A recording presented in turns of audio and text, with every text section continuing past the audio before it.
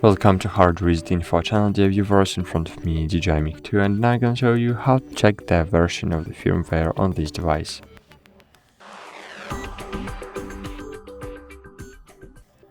To check the firmware version, you need to swipe from up to down, then scroll your ring to find the settings.